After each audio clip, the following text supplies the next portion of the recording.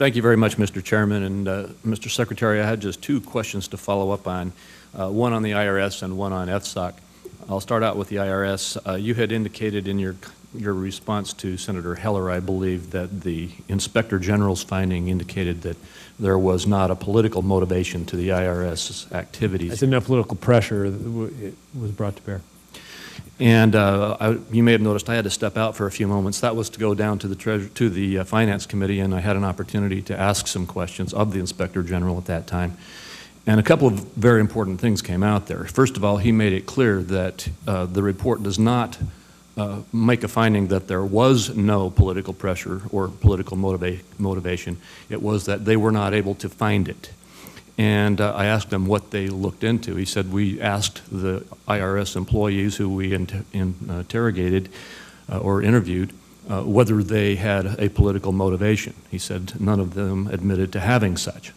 I asked him if they were under oath. He said no, that he had taken no testimony or information under oath, and that it was his opinion that, I think he said to me, that he thought further investigation was necessary into this. It seems to me that at this point, what we have is a coalition of targeting certain politically grouped individuals or organizations, and I'll go over again. I mean, we have as I said earlier, an agency that is perceived by many in America to be the prosecutor, the judge, the jury, and the executioner in major parts of their lives, who is setting up criteria to look for those who are involved with the Tea Party, who use the word patriots, who use the word make America a better place to live, or criticize how the country is run, and then later expanding this search, or this what they call a BOLO list, a be on the lookout list, for those who want to educate on the Constitution and the Bill of Rights,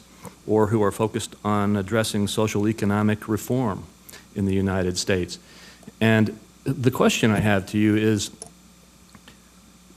are you or is the IRS taking the position that somehow this coalition of audits that focused on people from these political perspectives just happened accidentally or statistically came about in a way that was not driven by a decision that was aimed at this particular political philosophy?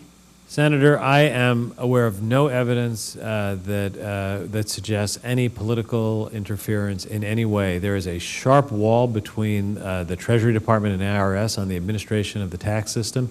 There's, it is a well respected line, and no evidence has been brought to bear. I read the report. The report said that there was no evidence of any political pressure.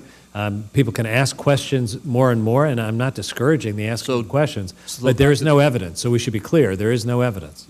And the extent of the evidence is this, at this point, is interviewing those who were implementing the BOLO list and asking them if they were politically motivated. Senator, we have said that anyone who is accountable should be held accountable, but there has to be evidence to hold people accountable. Do you believe the lack of evidence means that there is no political Senator, no I am not going to speculate on facts that I can't see and evidence I don't have. Okay, just one other real quick question, Mr. Chairman, please. On the FSOC, you had indicated that you thought there was quite a bit of progress being made in the cross-border, resolving the cross-border issues, and I just wanted to follow up because in April 18th you received a letter from 9 foreign ministers of different countries. I know these aren't regulators. These I know are counterparts. Yeah. I've spoken with many of them about it. I frankly think the letter was ill-informed, that there were conversations going on between the SEC and the CFTC making real progress on that. I'm not going to speculate about the reasons that other political officials write letters, but I did say to them quite directly that it was not a helpful way to promote conversations with these two independent regulatory agencies to write a letter like that didn't even reflect the state of affairs. So I wouldn't read too much into that letter. The question is where they're going to end up. They're making progress. They're not finished yet, but they've been working quite effectively to try to deal with this. And I think that letter was something that did not reflect where the situation was at the time. All right, thank you. And thank you, Mr. Chairman, for that extra time.